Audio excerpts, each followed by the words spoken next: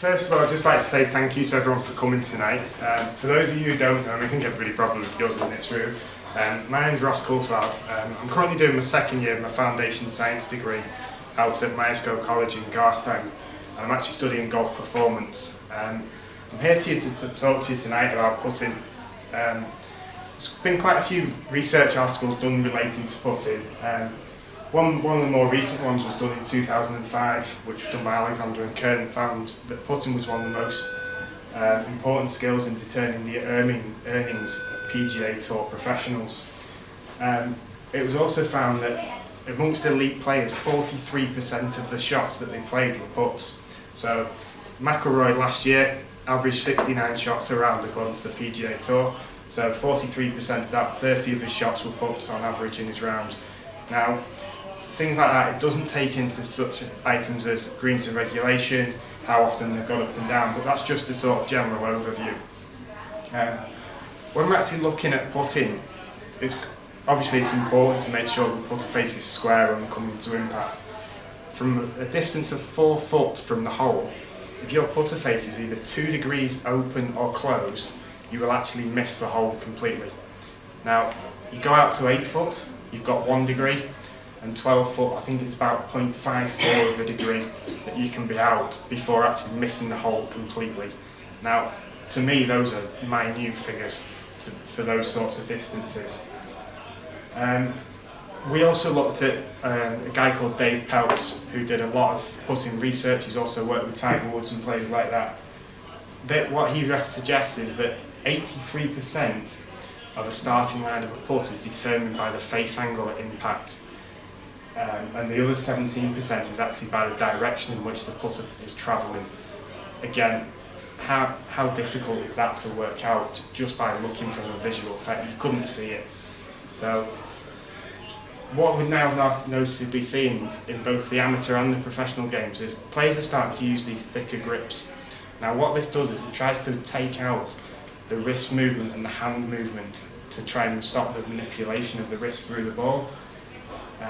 We're also seeing that there's a lot more different methods of holding the putter. You tend to have your conventional grip, which is your lead hand high, so for a right-handed player your left hand will be at the top of the putter. You have your reverse grip, which is again is just the complete opposite. Your lead hand will be low, so your left hand will be at the bottom of the putter. And you also have your claw grip, which is being seen a bit more now throughout the game. What I want to do is I want to see, well, does any grip produce better results through the game just by looking at actual face rotation through the impact position. There's a lot of research out there with regards to putting. Looks at how music can affect putting. Ernie Els has actually been out and been looking at an eye specialist to improve his reaction time, which has seen an improvement in his performance. There's studies which have looked at how head and eye movements are affected by different putting grips, and there's a lot of information with regards to how psychology affects putting, looking at imagery and also looking at putting confidence. One of the areas that seems to, in my opinion, have been missed is how different grips can actually affect face rotation through the ball. Now, what I'm going to be doing is I'm going to be looking at 4 different grips. I'm going to be looking at your conventional grip. Now, as we know, currently used by Tiger Woods and Rory McIlroy. Both have been #1 in the world. Tiger Woods potentially probably should still be #1, but for the fact of injury. Obviously, McIlroy, absolutely stunning season, and he's proven himself that he is world #1. I'm also going to be looking at the reverse grip. Now, it's becoming a bit more common on tour, but there's still quite a few players that are using this. Jordan Spieth played here in 2008 in the Junior Open, currently 14th in the world, but his highest rank has been up to #8. And Ricky Fowler, probably one of the most flamboyant with his dress sense, but he's world #9 for a reason. What is that reason? I'm going to be looking at the claw grip. Two of the most common golfers in the world, Sergio Garcia, Phil Mickelson, again, both been up to #2 in the world. So why are these players, 6 completely different golfers, why are they all able to get to world number 2, world number 1 in some cases, without actually having the same putting grip methods. When we're looking and saying, well, 43% of their shots are puts. Well, and the other thing, why are we not teaching this baseball grip? Whenever anybody begins to learn golf, they all look and they all learn with a 10-finger baseball grip. Well, is there something not in there that says, why are we teaching this from an early age, and why aren't we teaching them one of these more preferred or more commonly used methods? So, for the actual research project, I'm going to be using the Sandput Lab system. What it is it's a little receiver box which you stand on the floor. It sits probably 12 to 20 inches away from the putter.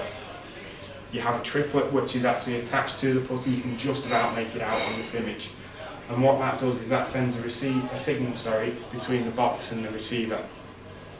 It measures 6 different aspects and 6 different elements of putting. So I'll quickly skim through these. It gives you initial aim, so where your putter face is aiming before you've even made any attempt at a putting stroke. It gives you your direction of your putting path, so it will give your face aim position at impact, and it will also give you your path direction at impact. Okay. It gives you your path and spot, so it tells you where your actual putter path is going, but it also gives you an idea as to your impact position.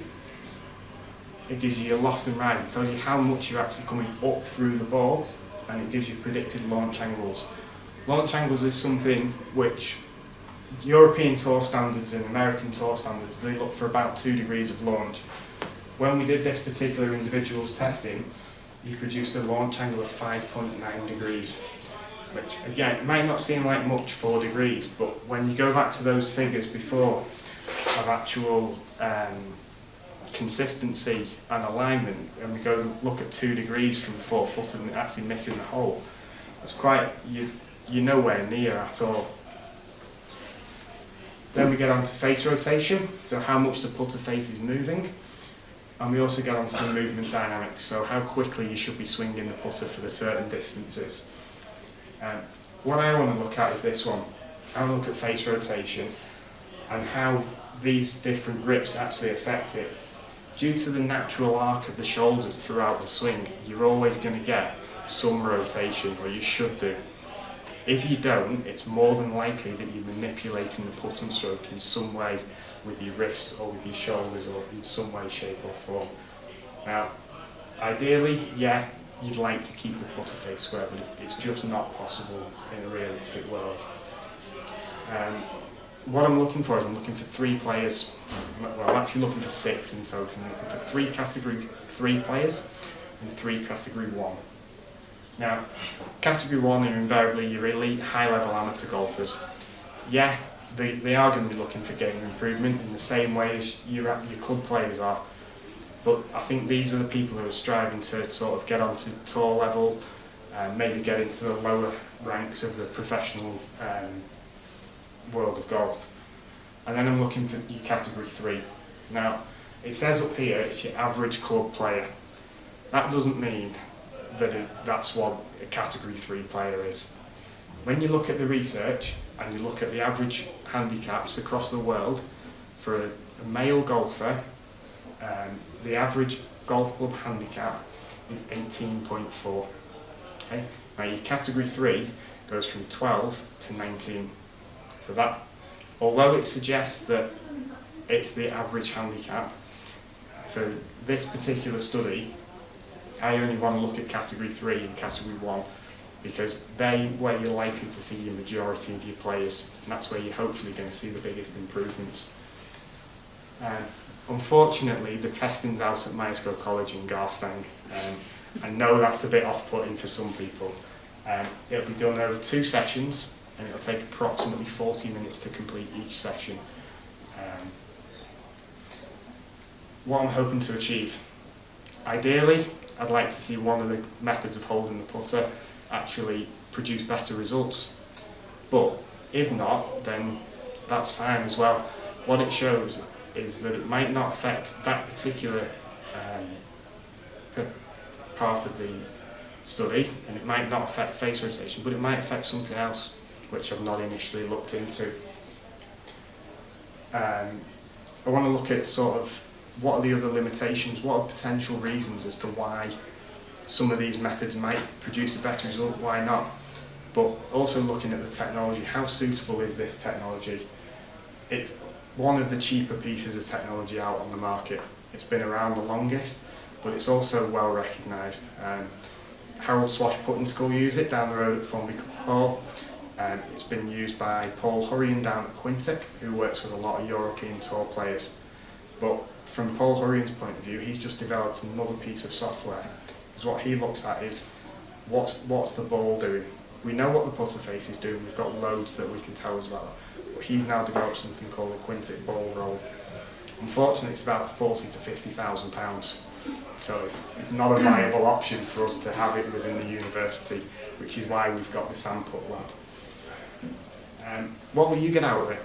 Well, as a participant, you'll get the opportunity to have your own putting technique analysed, see where your areas for improvement are, or if one of these methods, you might not get one method that produces best results for everybody as a collective, but what it might do is it might show yourself or myself, well, for me as an individual, or for you as an individual, that the reverse grip method might produce better results.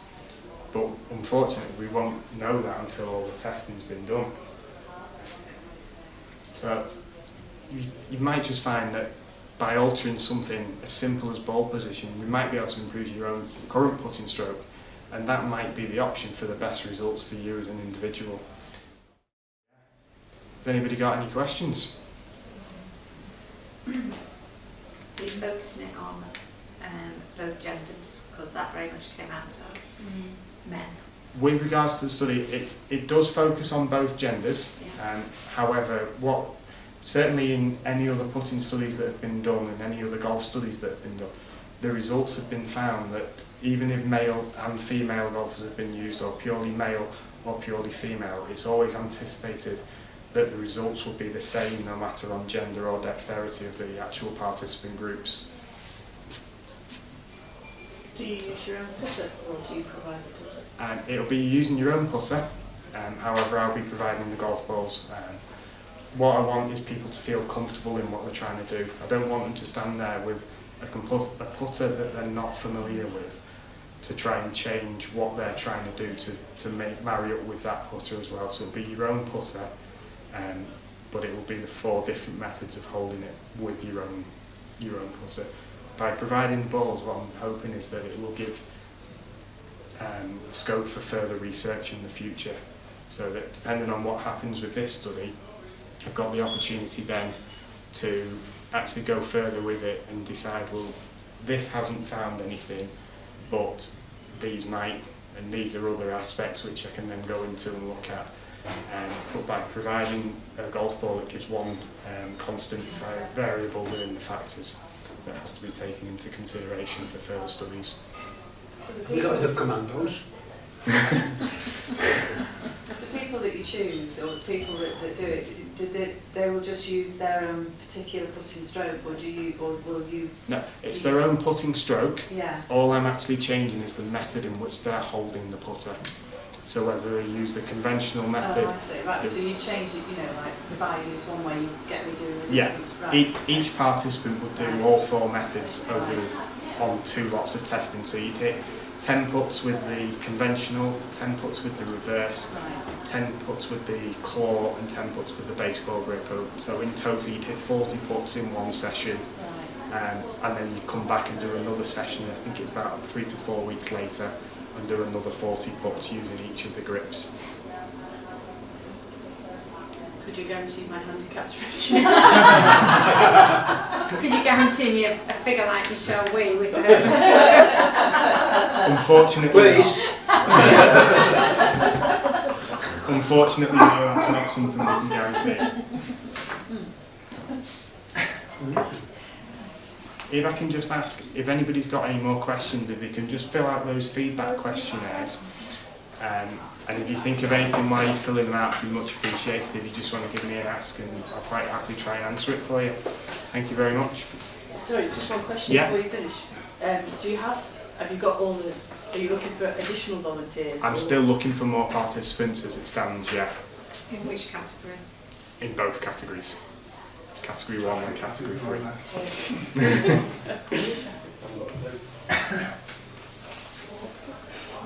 So it's what you category one, Dave? Category 2 included, we're category 2. Category 1 is up to 5, And It's 3 is, what 5 did you to say, 12. 12 to 5 to 12 19? and then 12 to 19, Oh, right, so or 13 to 19, sorry.